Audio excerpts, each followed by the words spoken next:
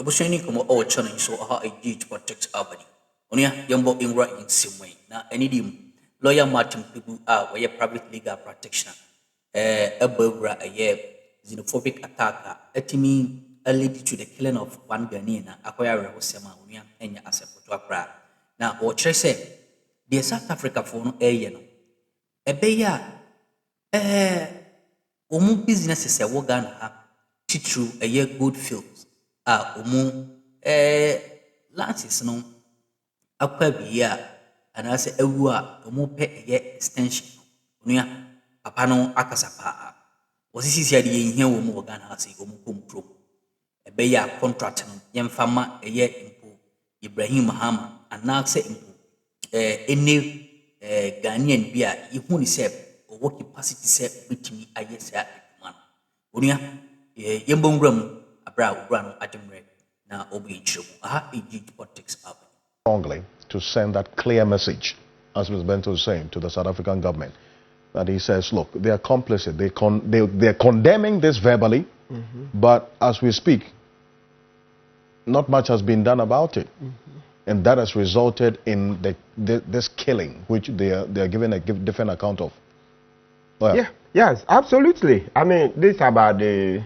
In terms of the key points, it's the third or fourth time we are discussing about it. The third time, and making the same point that the regime is complicit.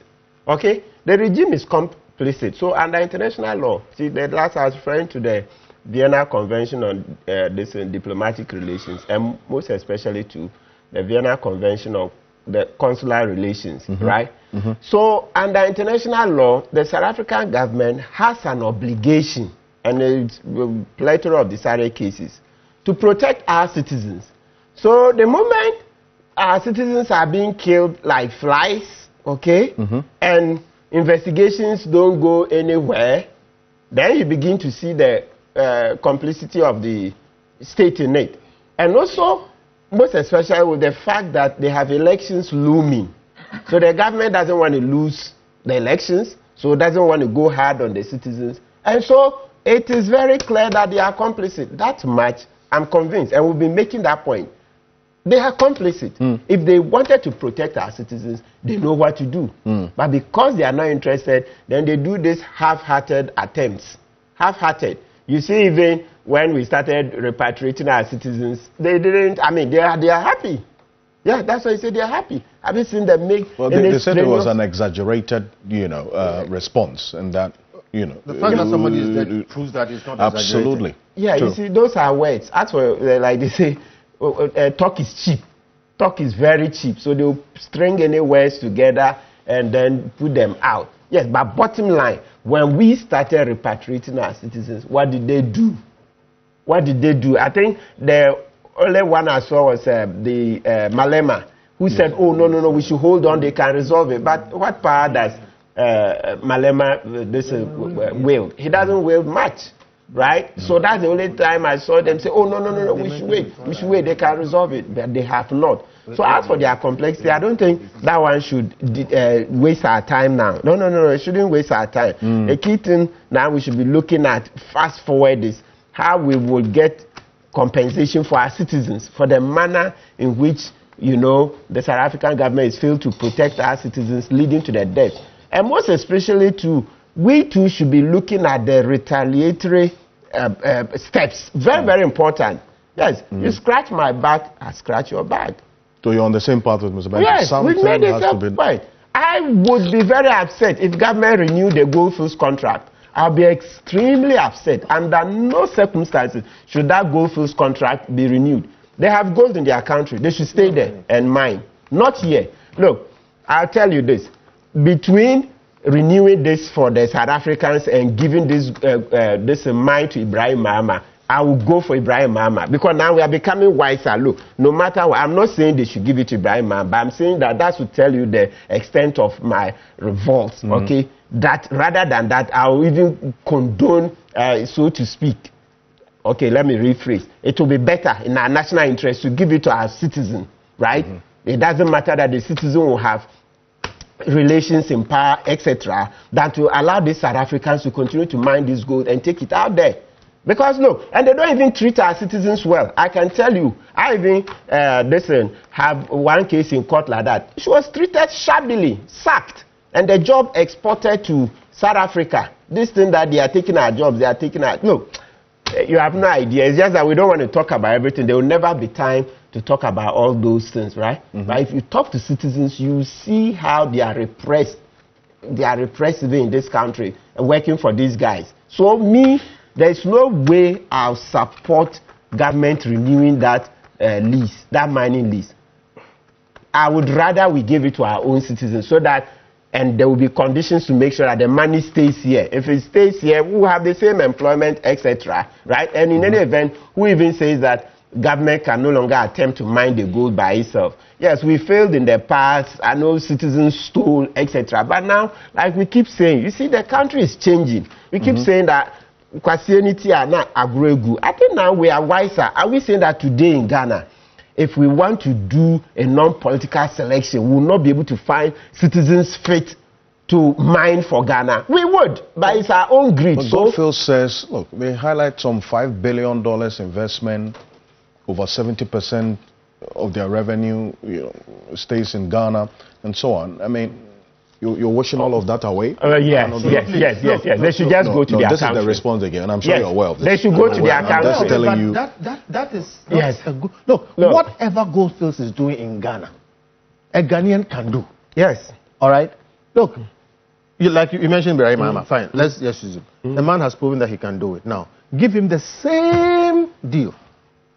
Look at exactly what Goldfields is doing and say that retain the people, do da. They bring 6 or so South Africans here to come and supervise our people. 95% of the people working there are Ghanaians. Yeah. So I'm saying this argument they've been making all over the place, and I keep getting a lot of reaction because of what I've said in the past. My point is, there is nothing Goldfields is doing in Ghana that we cannot insist that even if we give it to Ibrahim, he should also do the same thing. You understand? Okay. So there's a bottom line, and I agree with Martin. That thing is not negotiable.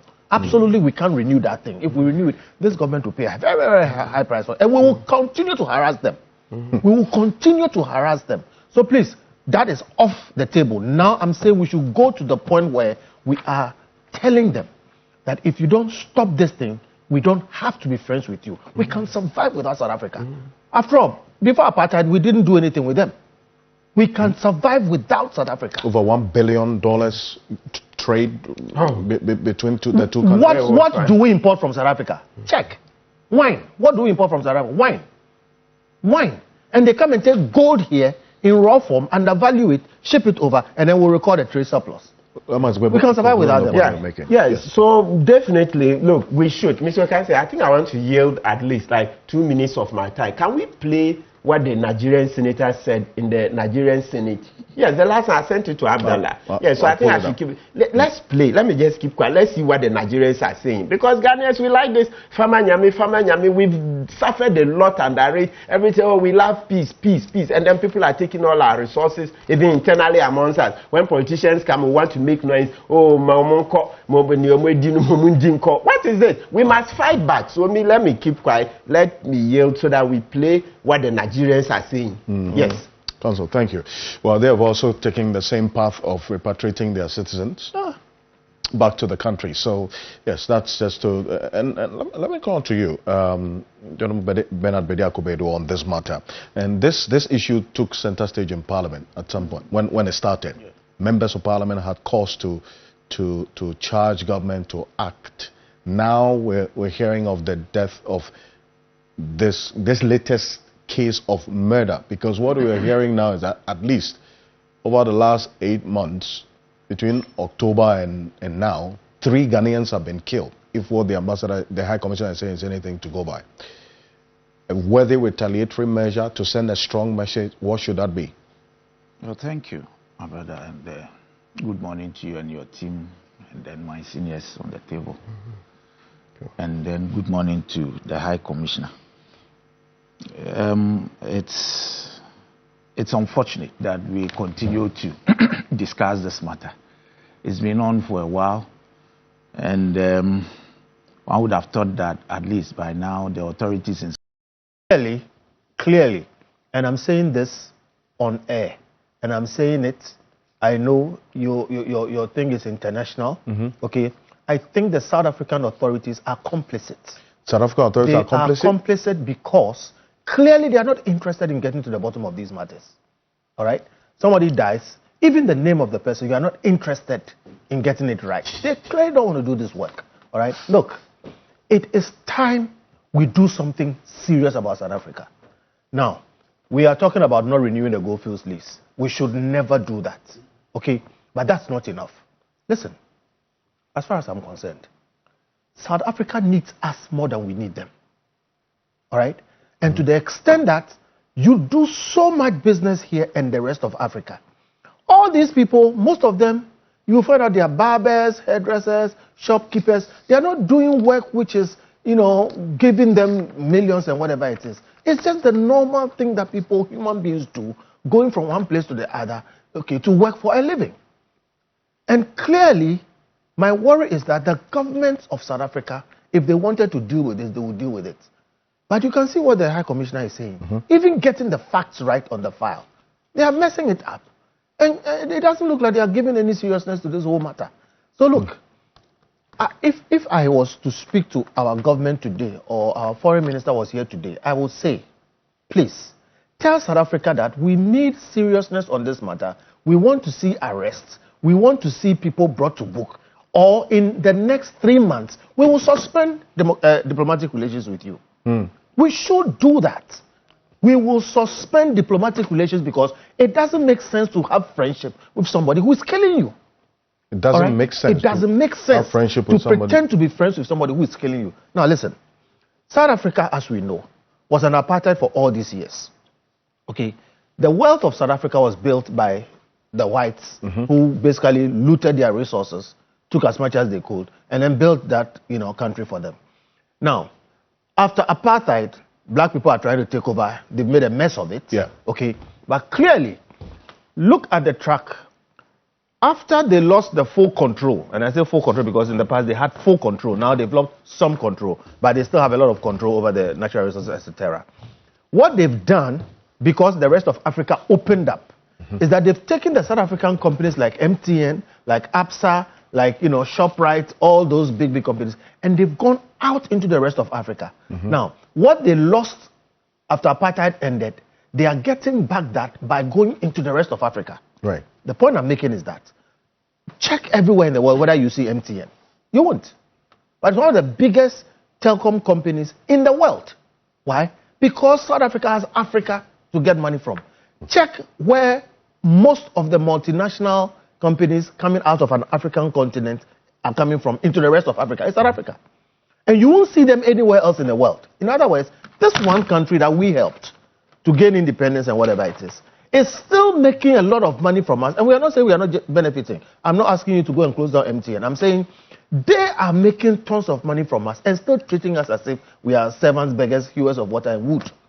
So my point is, it doesn't make sense to be friends with a country that is killing your people and driving them out. So I would say, dear Mr. President, you've brought our people out of South Africa. The whole world is hailing you. They are killing Ghanaians. We don't want a situation where Ghanaians are reacting in the same way. Okay?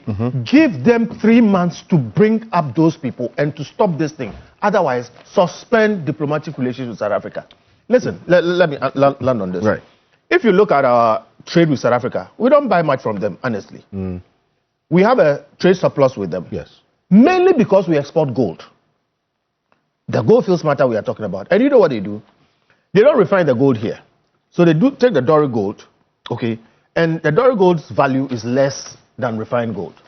And then they take it off to South Africa and record it. So we almost always have a trade surplus with them. They go and refine it there, get better value and go. I am not accusing them of anything because I don't have the facts. But clearly, okay, that thing is the reason why we have that trade surplus. And that itself is problematic. Yeah. Because if they did a better job with the gold, there will be better value going out. You understand? My fundamental point is South Africa needs us more. We import wine from there. What will happen to Ghana if we don't drink wine? And there's nothing we import from South Africa which we can't get from elsewhere. Okay? We're not going to attack their companies like MTN and Go who are doing a good job here. But they must feel the pinch. Because like I said the last time, if you are making money from here in the rest of Africa, you should put some pressure on your government to respect the people who you are trading with and making money and, repatriating the money into your country. So for me, this thing, we should not take it lightly at all. Absolutely. You make the proposal that you want a 3 months period. Find the people, deadline, prosecute them. Yes. Otherwise, Ghana should suspend. And when Ghana leaks, the rest of Africa will follow. They will sit up. Suspend diplomatic relations with South Africa. What do we need them for? What do we need them for? It's gotten to that point. Oh, absolutely, yes. People are dying. People are dying. And it's not like they are taking it seriously. You even get the name of the person wrong. Who told them the other name? Okay? It shows they don't care. Our ambassador has told you the correct name. Change it on the paper. You don't even want to change it. Okay? And clearly, after all this time, they are shifting around the issue. It suggests to me that, one, they don't care. Okay? And they think that this will also go away just like every other thing. And I'm saying, look, this is one too many. And it's not the first time. After we having to spend money to go and repatriate our people, if we didn't repatriate them, maybe more people will be dead. Do we want another person to be dead? And my bottom line is this. Don't pretend to be friends with somebody who is killing you. It doesn't make sense. Wonderful. Kofi Bento, thank you so much for this. Let me acknowledge the presence of Haruna Mohammed, is the Deputy General Secretary of the New Patriotic Party. Mr. Mohammed, good morning. Thank you for joining us. Good morning, Akansi. Also joining us is a former course mate of mine. We graduated the same year from Accra Academy. He chose a different path. He's a member of parliament now and a private legal practitioner as well. Bernard Bediako-Beidou is member of parliament for the Akwatia constituency. Lobby, morning. Good morning, and thanks for having me. It's not an Accra family here. No, it had to be established because we celebrate him. Yeah. Good. Thank you for coming. Thank you the first time. Thank you. Perfect. Council, on this, and the ambassador the High Commissioner is back. Can you hear me, Mr. Kwashi? Yes, Alfred. Yes, Alfred, I can hear you. The October murder and the February murder that you talk about. Yes. What has the High Commission done about these two instances? Well, we've reported to the Department of International Relations. Usually, we are not allowed as a diplomatic mission to deal directly with the police. Whatever you do, you have to do it through their form of the Ministry of Foreign Affairs. We've done that. We've been waiting on them for the reports that they promised to give us. They've not given us any report, but those cases have been open. Investigations are ongoing, and we want to believe that now that this has come up and the whole world is listening to it now, they'll expedite action on it and make sure that we get those murders resolved for us to know exactly what happened to our citizens. I see, but have there been conclusion or closure to the murders? There's the last year, October 1 and this February 1. Has there been investigations? What has the outcome been? What we've been told is that their investigations are still ongoing and that they have not even arrested any single individual. Now, when the minister insisted that we should go to the police station where this issue happened at, when we got there, we were told by people in the community that they are aware that 2 people out of the 9 that murdered our citizen have been arrested. Now, the police was keeping that. We ain't some who team course or channel. I mean, and I was so dear. That's an so bad in the